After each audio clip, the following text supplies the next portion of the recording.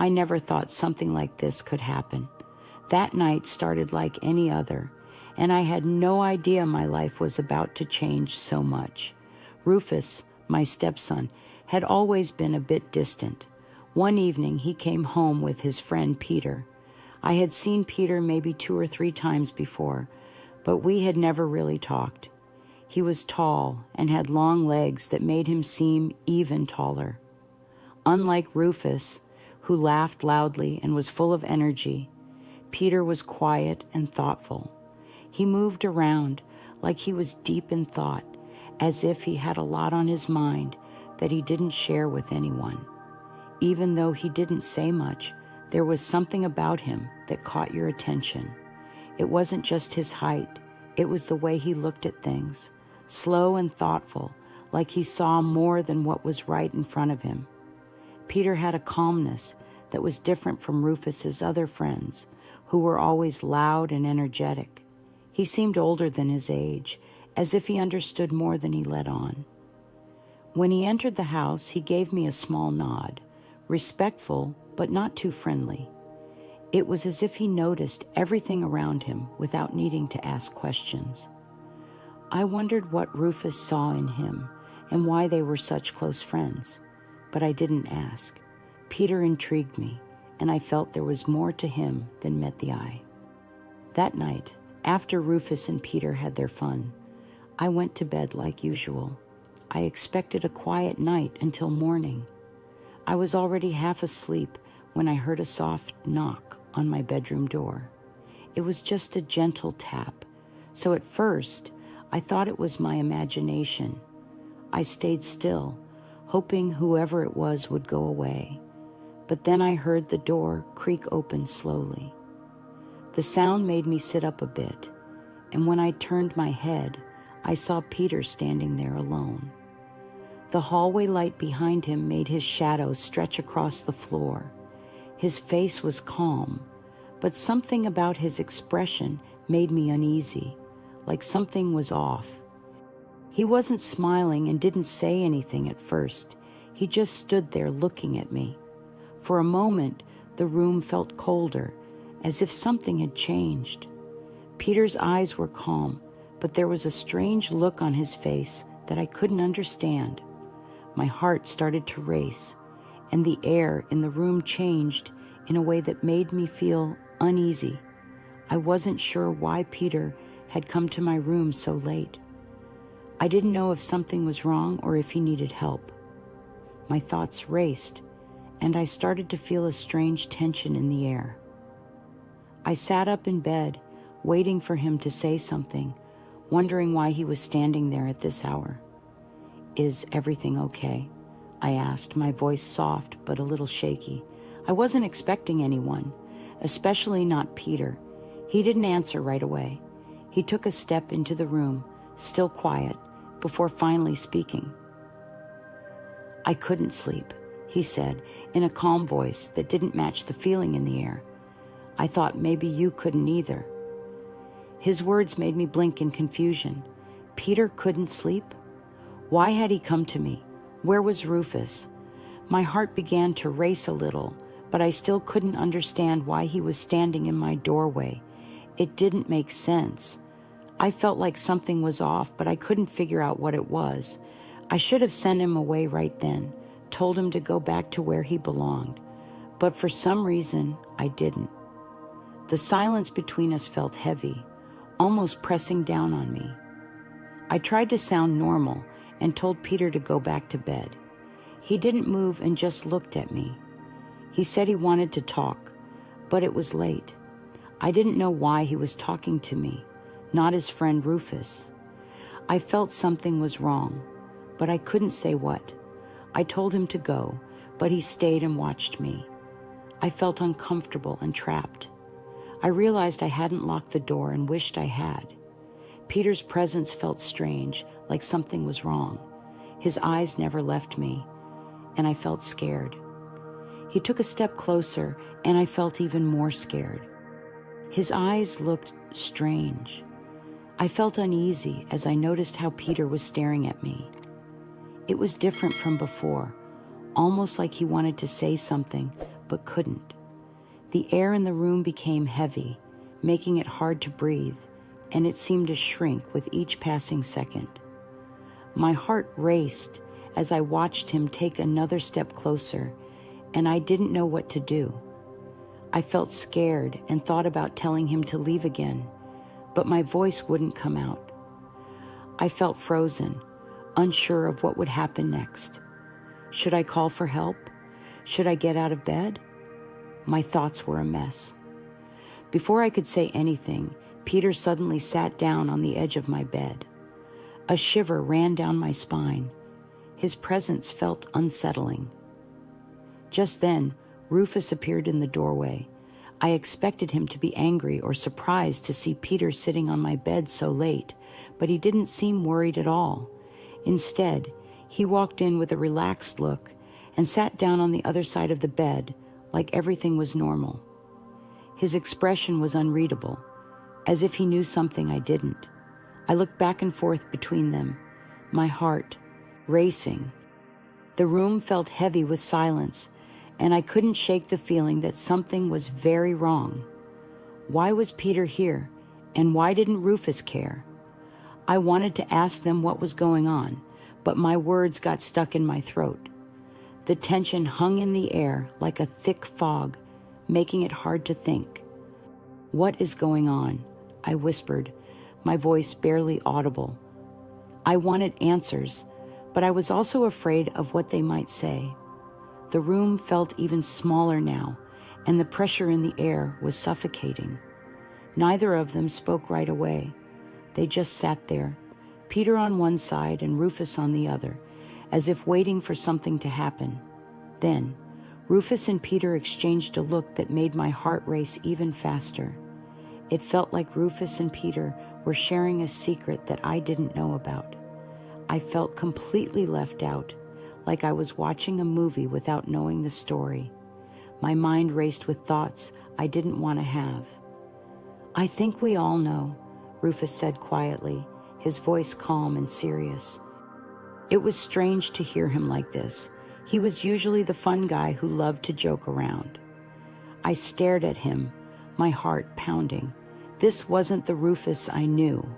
I wanted to understand what was happening, but everything felt confusing and twisted, like I was stuck in a dream I couldn't wake up from. What was Peter doing in my room at this hour? Why was Rufus acting so different? A knot tightened in my stomach, and I wished I could just escape the room and run away from all these strange feelings. Rufus took a deep breath, and I could see he was nervous. "You know," he said slowly, "we've always kept this a secret, but the truth is, my friends and I really admire you. We talked about it a lot, and tonight they gave me the courage to finally tell you how we feel." I blinked in surprise, unsure if I understood. Admired me? My heart raced as I tried to process what he was saying. Was he really telling me that he and his friends liked me? A mix of confusion and excitement bubbled up inside me. Rufus looked at me with serious eyes, and I could tell he meant every word. It felt strange to hear him say it out loud. I wondered what it meant for us and what would happen next. Would everything change between us? I wanted to ask so many questions, but my voice seemed to disappear. Before I could fully understand, both Rufus and Peter moved closer to me. Their expressions were serious, and I could see they really wanted to talk. Rufus looked straight into my eyes and said, "We've always felt something strange when we see you, like our hearts start racing, and we can't help but feel this connection to you." Peter nodded and added, "It's hard to explain, but when you're around, we feel this warmth in our bodies." It felt like something exciting was happening inside them, and they just wanted to know if I felt it too. I sat there, my mind spinning with what they were saying. They were telling me they had special feelings for me, and my heart started to pound even faster. I never imagined they could feel this way, and I wondered if I felt the same excitement. It was a lot to take in, and I wasn't sure how to respond. Then, to my shock, both Rufus and Peter began to undress right in front of me. I couldn't believe my eyes. My mouth dropped open. Who gave them the courage to do this? They slowly took off their shirts and pants, revealing themselves completely naked. They stood there, looking at me with serious faces, as if nothing was strange about it. "We have nothing to hide from you," Rufus said, his voice steady and calm. My heart raced, and I felt my cheeks get warm. I was confused and surprised. Why would they choose to show me this? My mind spun with questions, and I felt like I was in a dream that didn't make any sense. The room was silent, except for the sound of my breathing, which felt loud in my ears. I looked at both of them, trying to understand what was happening. Rufus had always been my stepson, and Peter was his close friend. I thought I knew them well, but now everything felt different. "Are you guys serious?" I finally managed to ask, my voice barely above a whisper. They both nodded, their eyes never leaving mine. It felt like they were waiting for something, maybe for me to say or react in a certain way. My heart thumped in my chest, and I wasn't sure what to do next. "Why now?" I asked, trying to make sense of everything. "Why are you showing me this?" Peter stepped a little closer, his expression softening. "We admire you, and we want to be honest about our feelings," he said. "It's not just about what you see, it's about how we feel inside." As I listened to him, I felt a mix of emotions. Part of me wanted to tell them to put their clothes back on, but another part of me was curious. What did they mean by feelings? I had never thought of them in that way before. Rufus took a deep breath and said, "We thought you should know the truth. It's hard to keep secrets, especially when we care about someone." I could see their bodies clearly, and I noticed they were both very excited. It was surprising to see them like this, and I started to feel strange myself. I didn't know why I was reacting this way, but my heart was racing. I felt a mix of confusion and curiosity. Suddenly, Rufus and Peter exchanged quick glances. I could tell they were both nervous but excited. "We planned this night so we could all have fun together," Rufus said, his voice a bit shaky. Peter smiled a little, trying to reassure me. "We thought it would be a night to remember, something special," he said. But I wasn't sure if I felt comfortable with this idea. They looked at each other again, and I could see them sharing some kind of secret that I wasn't part of. The atmosphere in the room felt electric, like something big was about to happen, and I didn't know if I was ready for it. Rufus came closer and sat down. I could see his entire body. "Come on, don't pretend as if you don't like it," he said. "Let's do this." His hard cucumber touched me, and he said, "Come enjoy it." I felt it, and it was smooth and warm. Before I knew it, he was slowly removing the blanket from me. As I watched, my body began to feel different. It was as if a warm wave of relaxation washed over me. I didn't know why, but I felt ready for something new and exciting. It was like Rufus and his friend had planned everything perfectly, making it hard for me to say no.